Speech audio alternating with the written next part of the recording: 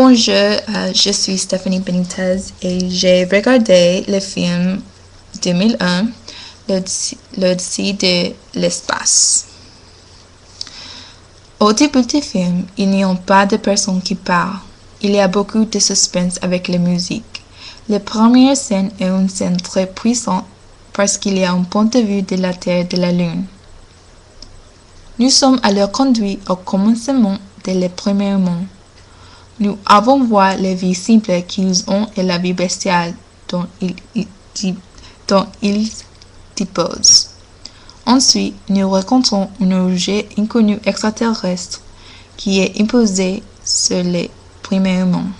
L'objet représente un progrès parce qu'il y a une scène où un premier monde trouve que les eaux pourraient servir comme des armes. Après 25 minutes, la première personne part. Le contraste de la période du premier homme et de l'année 2001 est extraordinaire parce qu'il y a beaucoup d'avancées technologiques. La transition entre les eaux et la satellité démontre comment c'est utile, primitif, finalement conduit à chemin de l'humanité dans l'espace.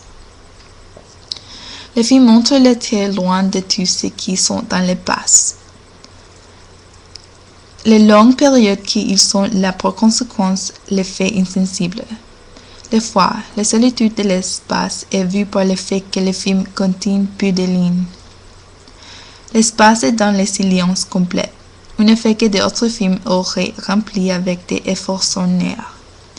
Cette représentation est aussi réaliste par rapport aux autres films de science-fiction, qui souvent disposent d'une version romancée de l'espace où les déplacements sont instantanés.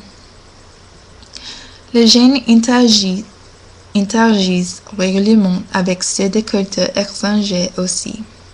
La version de Kubrick de voyager dans l'espace ont des caractéristiques de la réalité ennuyeuse de voyager extrêmement longue et la solitude des êtres humains dans l'univers. En fait, lorsque l'épreuve d'une présence extraterrestre dans la découverte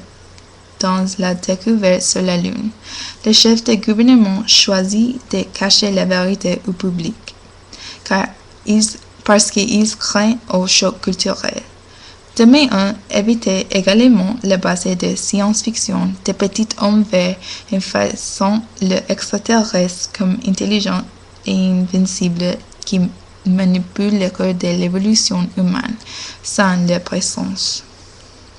Le film se concentre sur l'évolution humaine et ce qui arrive quand on reconnaît une intelligence supérieure. Il est difficile à comprendre.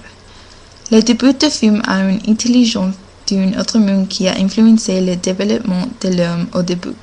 Il leur a donné l'idée d'utiliser des outils. Avant, il avait pu de séparer les premiers humains des autres bêtes du monde. Les outils leur ont donné l'avantage qui leur a permis de s'imposer comme l'espèce dominante sur la planète.